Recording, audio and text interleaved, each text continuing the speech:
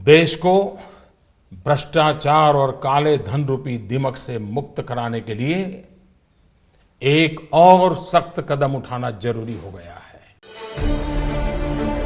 8 November note বাতিলের দিন থেকে বারবার প্রধানমন্ত্রী এই দাবি করেছেন। তারপর দেখতে দেখতে প্রায় 2 মাস কেটে গেল। কালো টাকা কি উদ্ধার হলো? হলে কত কালো টাকা? এই প্রশ্নের কোনো উত্তর এখনো নরেন্দ্র মোদী দেননি। এরই মাঝে সংবাদ সংস্থা পিটিআই সূত্রে পাওয়া খবরকেও হাতিয়ার করছে বিরোধীরা। কারণ পিটিআই সূত্রে দাবি যে মূল্যের নোট অচল হয়েছিল সম্ভবত তার পুরোটাই ফিরে এসেছে। মোদী সরকারের হিসেব অনুযায়ী 500 ও 1000 টাকার নোট বাতিলের ফলে 15,44,000 কোটি টাকার মূল্যের নোট অচল হয়ে গিয়েছিল। সূত্রের খবর, অর্থমন্ত্রকের অনুমান ছিল এর মধ্যে থেকে 3 থেকে 5 লক্ষ কোটি টাকা আর ব্যাংকে ফেরত আসবে না, যা আসলে কালো টাকা।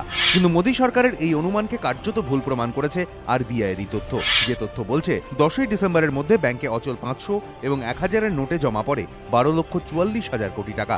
এক ধাপ এগিয়ে একটি সূত্রকে উদ্ধৃত করে সংবাদ সংস্থা পিটিআই জানিয়েছে সম্ভবত 14.5 লক্ষ কোটি থেকে 15 লক্ষ কোটি টাকা ইতিমধ্যেই ব্যাংকে ফেরত চলে এসেছে। আমি যদি ধরি যে উদ্দেশ্য ছিল কালো টাকা দূর করা, কালো টাকা কিন্তু যারা রাখেন তারা যথেষ্ট বুদ্ধিমান হন এবং তারা কিন্তু পুরোটা ক্যাশ ফর্মে রাখেন না, কম পার্সেন্টই ক্যাশে রাখে। সুতরাং সেটা জমা পড়লেও তাতে যে কালো টাকা দূর করা যাবে এরকম কোনো নিশ্চয়তা নেই এবং হবেও না। এখানেই প্রশ্ন তুলছে বিরোধীরাও। তাদের বক্তব্য, সব টাকা যদি ব্যাংকেই ফিরে আসে তাহলে কালো টাকা কোথায় গেল? যে কালো টাকা ধরতে এত কিছু, সেই উদ্যোগ কি তাহলে মাঠে মারা গেল? এটা ব্ল্যাক মানি কোথায়? এটা হোয়াইট হয়ে গেল। যে টাকা জমা পড়লো ব্যাংকে সে তো সাদা টাকা হিসেবেই জমা পড়লো। এটা কোনো দূরদর্শী সরকারের কাজ? যদি 90% টাকাই ফেরত চলে গিয়ে থাকে তাহলে আপনার সেই দিনের যেই বক্তব্য ছিল সেটা তার মানে ভুল ছিল এবং সেই নিয়ে আপনার ইমিডিয়েট রিজাইন করে দেওয়া উচিত। বিজেপির পাল্টা দাবি, ব্যাংকে টাকা জমা পড়লেই তো আর সেটা সাদা হয়ে যায় না। যে টাকাটা জমা পড়েছে টাকাটা সাদা টাকা এরকম কথা নয়। যেটা মূল লক্ষ্য ছিল যে সিস্টেমের মধ্যে টাকাটা আসুক এবং সিস্টেমের মধ্যে টাকাটা এসেছে। এবার কোনটা কালো কোনটা সাদা সেটাকে দেখার, চিহ্নিত করবার দায়িত্ব ইডির আছে, ইনকাম ট্যাক্সের আছে, তারা সেটা নিয়ে বিবেচনা করবে। এ নিয়ে প্রশ্ন তুলছেন অর্থনীতিবিদদের একাংশ।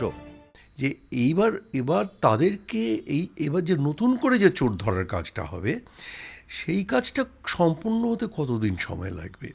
যারা নাকি এর মধ্যে জড়িত থাকবেন তাদেরও অনেস্টি সম্বন্ধে তো অনেকে অনেক প্রশ্ন তোলেন। রোজভ্যালি কাণ্ডে সুদীপ বন্দ্যোপাধ্যায়ের গ্রেফতার এবং নোট বাতিলের প্রতিবাদে এদিন দিল্লিতে প্রধানমন্ত্রীর দপ্তরের কাছে বিক্ষোভ দেখান তৃণমূল সাংসদরা।